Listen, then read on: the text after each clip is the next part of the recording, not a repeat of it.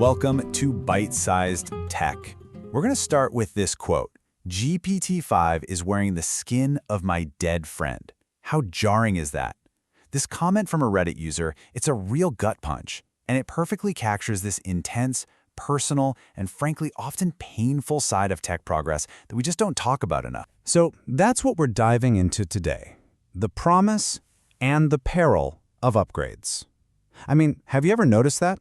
How a piece of tech gets objectively better, faster, more powerful, but for some reason it just feels worse? Here's what we're going to cover. First, we'll hit the upgrade paradox.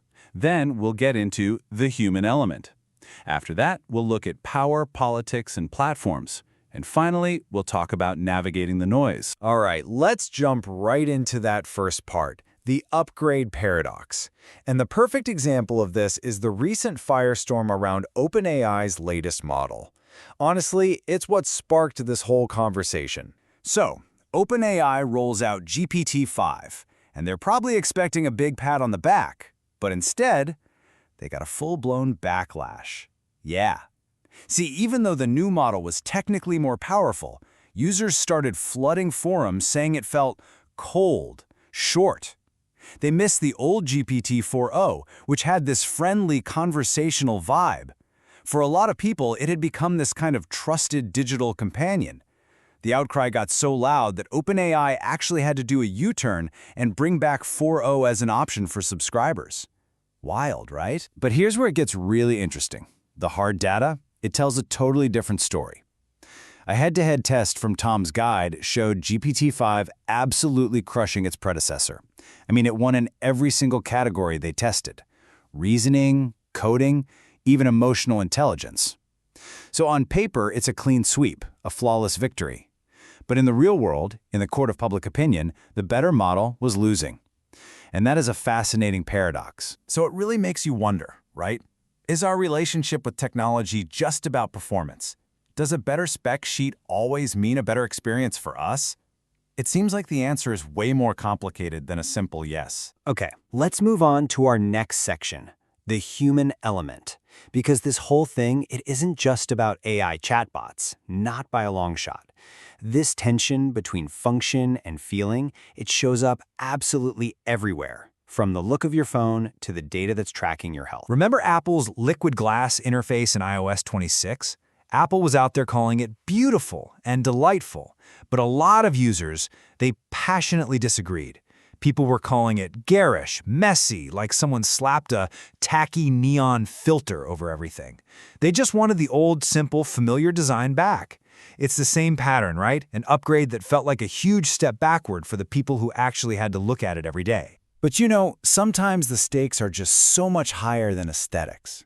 A visual preference is one thing, but the human cost of a supposed upgrade? That can be far, far more serious, especially when we get into our health. Listen to this powerful story from Victoria Song, a tech journalist at The Verge.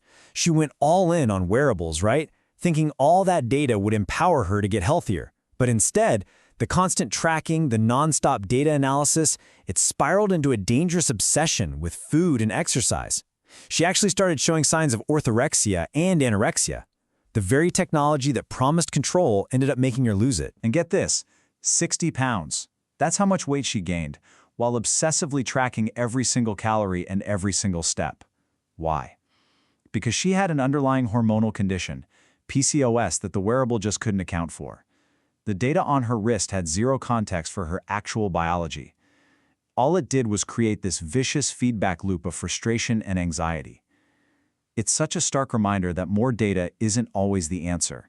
Sometimes it can be actively harmful. So let's zoom out a bit. We've seen the personal impact. Now let's get into our third section, power, politics, and platforms. Because these personal struggles with tech upgrades, they're really just a mirror of much bigger battles happening at a societal level, where progress can be used as a tool for power, politics, and, control. And a really stark example of this is the rise of these incredibly powerful AI image generators.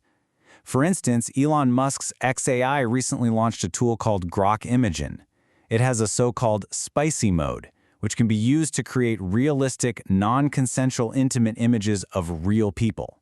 What's often called deepfake porn.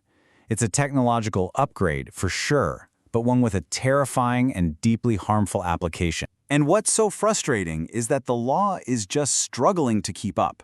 The Verge pointed out that new legislation, like the Take It Down Act, actually has these loopholes.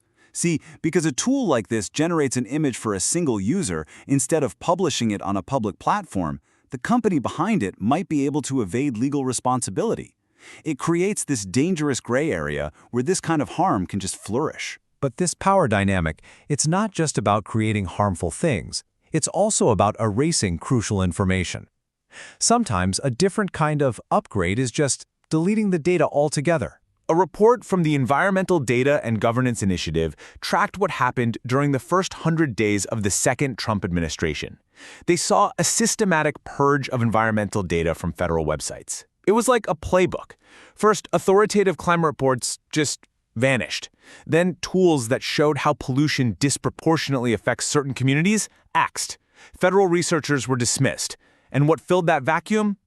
Disinformation. And this quote from the initiative's lead author, Gretchen Gurka, just nails it. You can say anything you want to say if you remove evidence to the contrary. That cuts right to the heart of it, doesn't it? Removing public data isn't just some website update. It's a strategy. A strategy to control the narrative by literally erasing the evidence. Okay, so after all that, the user backlash, the emotional toll, the weaponization of tech, it's easy to feel like all progress is just a minefield of problems. But it's not quite that simple.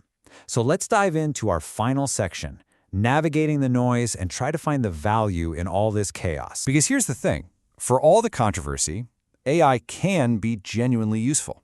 The key seems to be applying these powerful tools in ways that are, low stakes but have high utility. Reporters at The Verge found people are getting real value out of this stuff. They're using AI as a creative partner, like generating a one-of-a-kind bedtime story for their kids, or as a super efficient planning assistant for a complicated cross-country move, or even as a patient tutor when they're learning to code. The common thread here is using it to supplement what we do, not replace us.